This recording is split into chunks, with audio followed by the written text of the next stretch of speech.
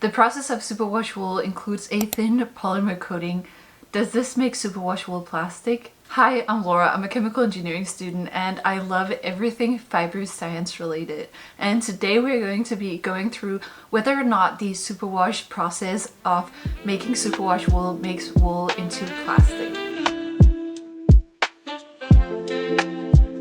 So a couple of weeks ago I released a deep dive episode on superwash wool and I got so much love for it, so I just wanted to say thank you to you guys for giving it all your love and comments. I had so much fun discussing it with you guys in the comments as well and hearing your thoughts on it. And one of the questions I got the most was whether or not the superwash process makes the wool into plastic, and I thought we should go through it today. Also, I just wanted to preface this by saying that I'm almost at 5,000 subscribers here on YouTube, which is absolutely crazy to me. And I just wanted to say thank you so much for all the love I've gotten and that you are following along my journey. It is just absolutely crazy to me and it makes me so happy. I haven't figured out what we're gonna do yet for 5,000 subscribers celebration, but if you have any recommendations you could leave them down below and then I will pick something that we are doing for the 5,000 subscribers milestone. And without further ado, let's get into the video. So what I thought we should go through first is what is wool on a molecular level. So wool is a natural animal fiber and it is made up of keratin, which is a protein polymer. Wool have tiny scales on the surface, which is actually those that help wool clump together and which makes them felt when exposed to water, agitation and heat. But it is also a contribution to why wool is elastic, warm and breathable. Wool fibers has a natural crimp to the structure, which is like a zigzag pattern, so you can kind of think the tiles on a roof. You know, those shingles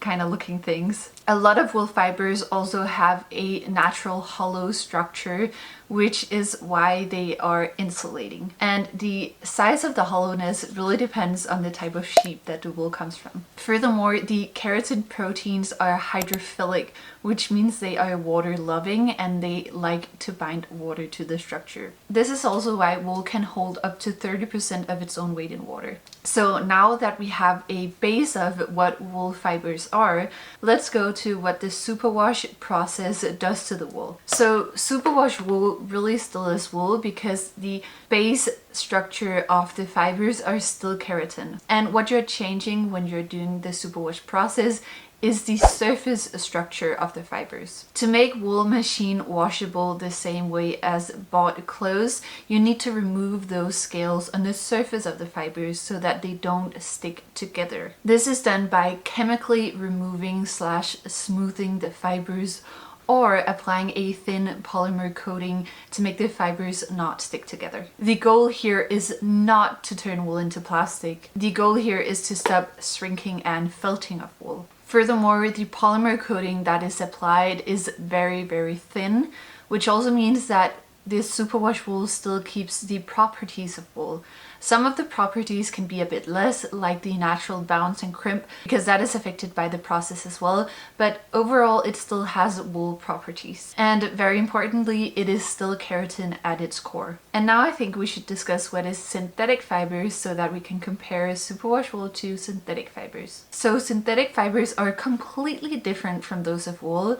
It is also a polymer, but it is a petroleum-based polymer, and it is a straight polymer, so not the zigzag kind of structure that wool has. Synthetic fibers are completely man-made fibers and they are made to cater to different kinds of projects, and you can really determine the properties of the synthetic made fibers depending on how you synthesize and polymerize them. And key here is that these are not natural fibers, they are completely man-made and they are completely made from scratch. So wool is a natural protein polymer, whereas synthetic fibers like acrylic, nylon and polyester are completely man-made fibers from scratch. And superwash wool is still wool at its core, it just has undergone surface treatment. So chemically they are not even in the same category, not even after wool has been superwashed. So let's compare the two and their performance. Here I thought we should look at elasticity and feel, moisture and breathability, and heat and comfort. So wool,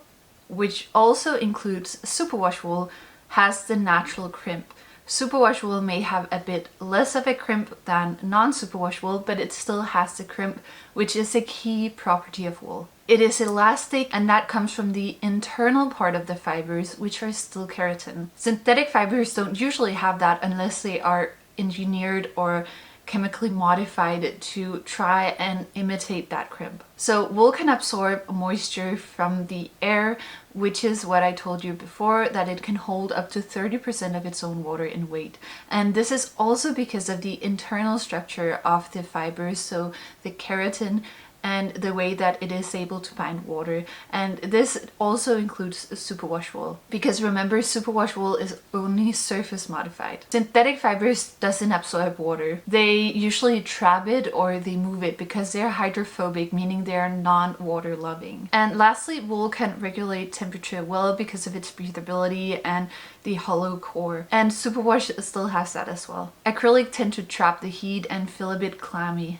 So very different from wool. So overall, wool loses a bit of the effect of the core properties of the fibers, like its classic grip and bounce, but it doesn't mean that it has turned into plastic. Just think of superwash wool as wool with a raincoat on it. So still wool, just changed its clothes. And this is why people feel superwash wool as smooth and same feel, kind of like synthetic fibers. And this feeling is very real because the surface treatment changes the grip and the feeling of the wool fibers. So you may feel like it's not as itchy, or that it is more smooth, or you don't like the feel of it. And that is a very, very real thing to feel, but it doesn't make it turn into plastic. So I think that was it for this video.